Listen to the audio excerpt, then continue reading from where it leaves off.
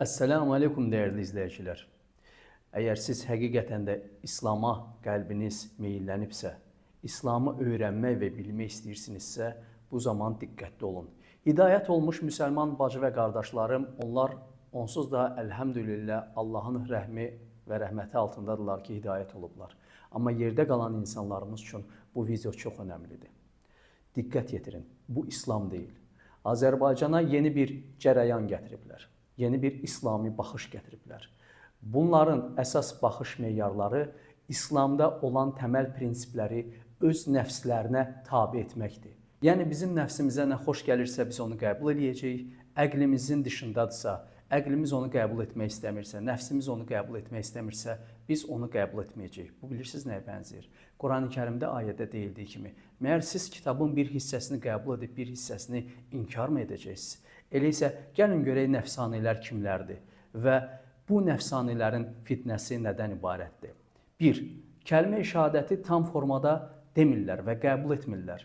Yəni, əşhədü ən la ilahə illallah deyirlər. Amma əşhədü ənnə Muhammeden Rasulullah kəlməsini işlətmirlər və qəbul etmirlər. 2. Allahın ayələrini öz istək və nəfslərinə tabe edirlər. İstədikləri kimi şərh verirlər, yorum verirlər. Biz belə qəbul edirik, bizə qədər bunu şərh verənlər səhv deyiblər və s. ilaxır. Hərçəndir ki, güya əslində Quranla gedirlər. Amma özləri istədikləri Qurana şərhi verirlər. 3. Musa Peyğəmbərin, İsa Peyğəmbərin Quran-ı Kərimdə Allah Taala'nın onlara verdiyi möcüzələri inkar edirlər. Deyirlər, yoxdur belə bir şey. İnanmırsınız, çıxışlarına baxın. Sonra 4-cüsü həcci qurbanı inkar edirlər. 5-cisi İslam aləminin iki böyük bayramını, Qurban bayramını, Ramazan bayramını inkar edirlər. Deyirlər, yoxdur belə bir şey. Bayram namazı yoxdur. Sonra digər məsələ, namazı Quranın gəldiyi ərəb dilində qılmaq istəmirlər. Deyirlər ki, biz öz dilimizdə qılacağıq. Və burada da insanları çaşdırırlar, dua ilə namazı bir yerə gətirirlər. Halbuki dua etməkdə hər kəs öz dilində sərbəstdir. Aldadırlar bax bu cür insanları.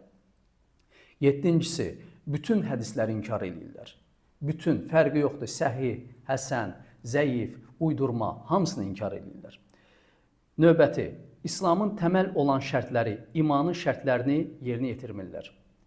9-cusu, İslamı Quran və Sünna üzrə yaşayan, bütün yer kürəsində yaşayan 2 milyarda yaxın bütün müsəlmanların düzgün İslam yaşamadığı etiqadındadırlar. Bunların müəllimləri, bunların nəfslərinə xoş gələn nəyi deyibsə onu qəbul edirlər. Yerdə qalan 2 milyard yaşayan müsəlmanları isə səhv hesab edirlər və onlara təni edirlər. Cənnət vəsiflərini və cəhənnəm, qəbr əzabını inkar edirlər. Fərz ibadətlərin, məsələn namazın və digər ibadətlərin məzmun, forma və vacibliyini inkar edib, öz nəfslərinə uyğun bütün bunlara tərif verib, istədikləri kimi icra edirlər. Məsələn, biz hesab edirik ki, namazın vaxtı bu vaxt deyil, bu vaxtı, biz hesab edirik ki, namazın rükət sayı bu qədər deyil, bu qədərdir, biz hesab edirik ki, namazı öz dilimizdə də qıla bilərik və s. və ilaxır. Bütün bunlar nəfsanilərin etiqad və inanclarıdır. Qurandan, İslamdan qəbul etdikləridir. Və biz bütün bunlara baxanda görürük ki, onların bu baxış bucağı, onların bu etiqadı İslamın təməl prinsiplərinə, İslamın əsas şərtlərinə, imanın şərtlərinə, bütün dünyada yaşayan müsəlmanların etiqad etdiyi, fərqi yoxdur, hansı məzhəbdən olursa olsun, bütün müsəlmanların təməldə birləşmiş olduqları, mütəvatir olduqları, eyni fikirdə olduqları Quran və Sünnəyə ziddir. Böyük bir fitnədir və bu fitnədən Allaha sığının ki, Allah haqq yolu sizə göstərsin. Və nəfsanilərin banisi olan, Azərbaycana bu etiqadı gətirən Elşad Miri də bilsin ki, bugün o insanları aldadıb arxasınca apara bilər.